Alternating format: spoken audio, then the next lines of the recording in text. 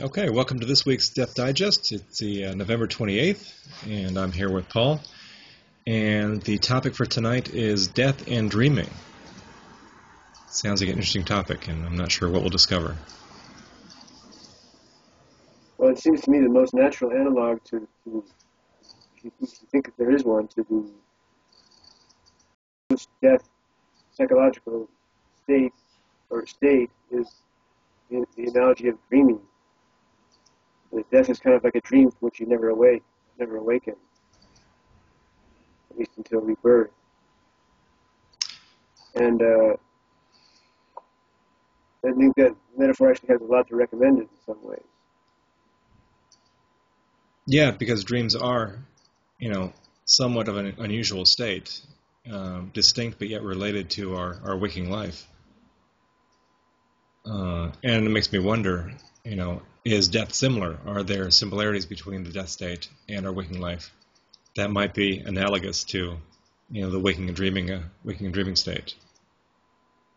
I don't know, but it makes sense that if the unconscious mind, or those parts of us which lie beyond the conscious mind, are freed up, either from physical constraints or mental constraints, that there could be a lot of similarities between the death and dreaming state. What's your sense of where you'd look first for similarities between death and the dreaming state? Well, I think in both cases there's a sense of freedom that isn't experienced in the waking physical body. Right. So during the sleeping state, the conscious mind is relaxed, and so the psyche is able to explore dimensions of existence that aren't always possible, either because of conscious repression or because the dreaming state actually possesses more freedom in many ways. We can fly, we can transform, we can do all kinds of things that aren't possible physically. And perhaps death is a similar release or a similar type of freedom. Once we're freed from the physical bonds of existence, there may be all kinds of possibilities for the psyche that we can't even comprehend in our normal waking life. What do you think? That makes sense to me. I mean, it seems to me that there's a couple of things that might be a little slightly different in the dreaming state is in the death state. For one, the dreaming state is primarily a visual state, and it's not so much about auditory, sensory, um, sensory experiences, smell, touch. There's some of that, but Yeah. I think that if you don't have a body any longer, paradoxically, there may be more in the way of these other kinds of sensory experiences than there are in the waking state, in the dream state. Uh-huh. Dream state, as I said, seems primarily to me to be a visual state, not exclusively, but primarily. Whereas that seems to me to be tied to our preponderance of wiring in our brains for the visual as predators. When this body leaves, you might say that the emphasis on the visual disappears, and you have a whole body dreaming state where you experience sensations of all kinds, feelings and emotions of all kinds, visual, auditory, who knows?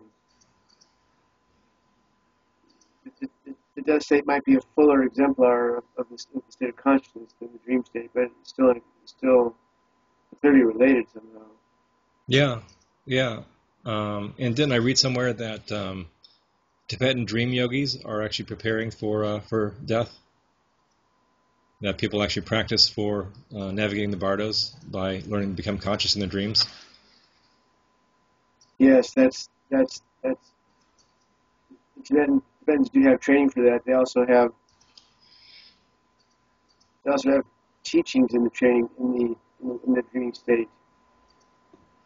The so-called treasure dreaming, Oh, where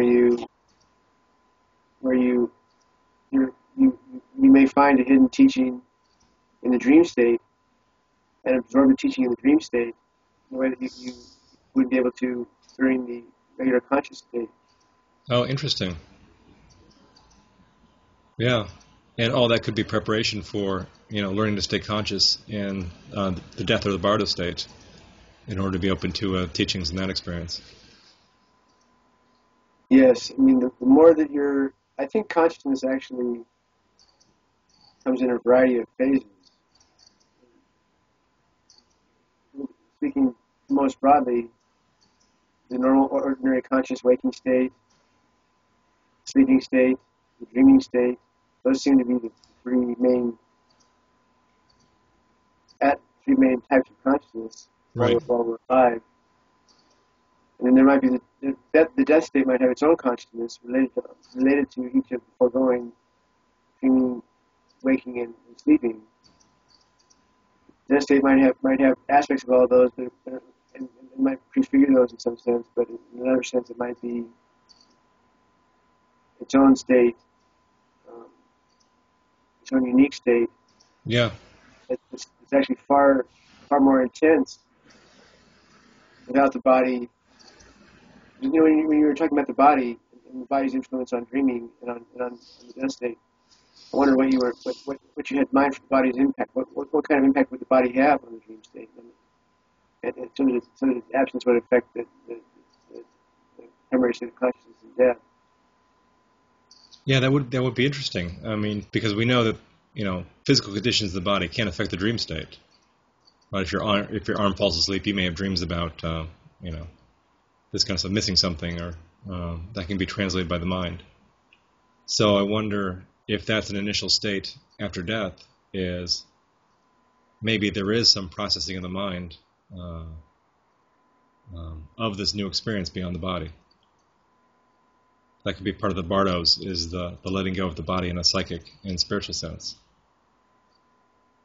So without the body, there'd be one less thing to actually worry about in the death state.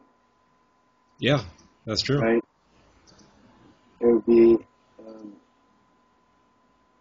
so the freedom not to have to worry about the body, so to speak, could ramp up the intensity in the soul in the death state. That's true, and practicing in the dream state could be effective practice for the post life state, right? Because if we release our attachments to the body by working with dreams, then it may make the transition easier after death, if we're not clinging to the body and working with those attachments after death. Those have got to be some pretty profound attachments. Yeah, I would think so. And they're also well, that's an interesting question. How much? They say that the body in post-death state, people generally appear in the prime of their health, say 30 years old. And what's important is that they appear in a body, as if to say that we need a body to recognize other humans, other beings, and are not quite so accustomed to or comfortable around sort of Star Trek flashing lights that float around one another and float up and down the deck. Those maybe that our attachments are for a very long time created by our stay on the planet, but that's a hard one to guess, because it seems like the advantages of being without a body could be so powerful that you might give up on the body in the death state as sort of a crude limitation. It's sort of child's play that you want to get rid of as soon as you can. It's like training wheels on the right. on the bicycle of consciousness. Right. That's a good phrase. I like the I like the visual metaphor of that. Yeah. And in fact, that's what a lot of religions are oriented towards, is, getting rid of the body, right? Looking forward to the time when the body is no more. And so, many of the religions have this sort of post-life orientation, much of which is based on the denial of the body. And I think they underestimate the capacities of the body. But I think they're also pointing towards something that the body might suppress, some more subtle capacities, which can become activated or clarified in the death process.